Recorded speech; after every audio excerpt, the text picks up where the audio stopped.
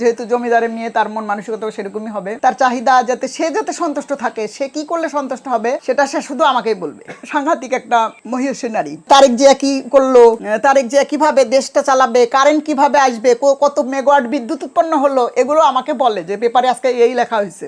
বয়স অনেক, ওষুধ বিশুদ্ধ সবই দেয়। আমার কাছে মনে হয় উনি আমার ভাগ্য দেবী। ওনার কথা আর কি বলবো, মানে উনি আমরা 3 বোন, আমাদের কোনো ভাই নাই। যাই হোক, উনি আর কি আমার পরেও বেশি নির্ভরশীল। তার স্নেহ, তার মানে আমাদের ছোটবেলা থেকে যেভাবে মানুষ করছে এবং যেভাবে ভদ্রতা অনুযায়ী, পরিবেশ অনুযায়ী যেভাবে বড় করে তোলা, আমাদের ছোটবেলার লেখাপড়া সবকিছু, মানে সাংঘাতিক একটা মহিষী নারী। ছোটবেলার বেশি স্মৃতি মনে পড়ে। আমরা পড়তে বসছি, উনি ধরেন হয়তো আগের মতো, এখনকার সিস্টেমে তো আগের মতো না, হয়তো 50 বছর আগের ঘটনা। তখন বিশাল বড় বাড়ি ছিল, তখন উনি হয়তো রান্নাঘরে রান্না করছে, আমরা পড়তেছি, আমাদের বলে দিল যে এটা হবে না, মানে এটার সাথে এটা হবে সেট। যেমন আমি তোমাকে ভালোবাসি, হয়তো আমি ওখানে ভুল পড়ে যাচ্ছি, উনি দূর থেকে বললো, ওই যে আগে বলতো না একটু জোরে জোরে পড়ো, ওই জোরে জোরে পড়তাম, উনি বলে দিত এটার সাথে এটা না, এটার সাথে এটা হবে, এটা ভুল হচ্ছে পড়া। এইরকম আর কি মহিষী নারী। সে ভারত থেকে আন্ডার ম্যাট্রিক পর্যন্ত। এখন ধরেন যে একটু শারীরিক একটু সমস্যা হয়েছে,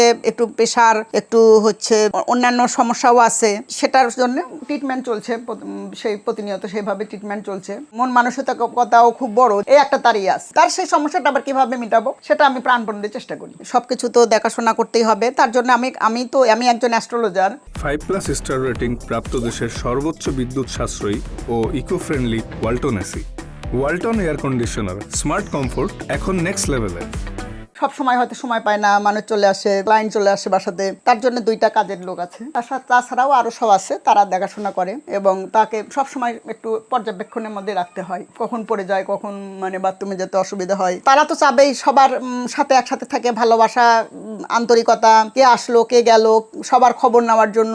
দেশের কি পরিস্থিতি, উনি কিন্তু এখনো পেপার পড়ে, পেপার পত্রিকা সবকিছু পড়ে, দেশের খবর পর্যন্ত নেয়, কোন দেশে কি হচ্ছে, কোন দেশে কি পরিস্থিতি। ওই তো বললাম আমাদের ভাগ্য দেবী, যে কয়েকদিন কাছে পায় সেইভাবেই মানে তার মাথার মুকুট করে রাখতে চায় আর এটাই আর কি। এবং আমাদের ছেলে মেয়ে, আমাদের আবার ছেলে মেয়েদের জন্য তার খুব চিন্তা, টেনশন, কে কোথায় থাকলো, কিভাবে চললো, এই আর আমার আর কি প্রাণ চায়, যেটুকু চায় সেটুকু করতে পারি। এখন কতটুকু করতে পারতেছি আর কতটুকু হচ্ছে না হচ্ছে সেটা উপরওয়ালা জানে আর উনি জানে। দেখালে খবর জানতে ইচ্ছে করে। মানে ওই প্রথম একবার মানে অসুখে পড়ে ভয় হয়ে গেছে, তো মানে প্রতিদিন গুনে গুনে তার ওষুধ খেতেই হবে। ওষুধের দিকে খুব তাড়িয়ে, যে টাইমলি তার ওষুধ যেন ঠিক মতো থাকে। বলতেছে, আপনি কখনো কি মনে হয় যে আমি তোমাকে বিরক্ত করতেছি? না। বৃদ্ধাশ্রমে গেলে কি তোমার কষ্ট হবে সেটা মনে হয়? এই মুখগুলো দেখে পারবো না। না, বৃদ্ধাশ্রমে যাওয়া লাগবে না। ছোটবেলায় কি কোনো দুষ্টামির কথা মনে পড়ে? আমার দুষ্টামির কথা ছোটবেলায় ও যখন প্রথম হয়, ও আর 2 মেয়ে আমার হাসপাতালে হচ্ছে, 2 বার্থডে।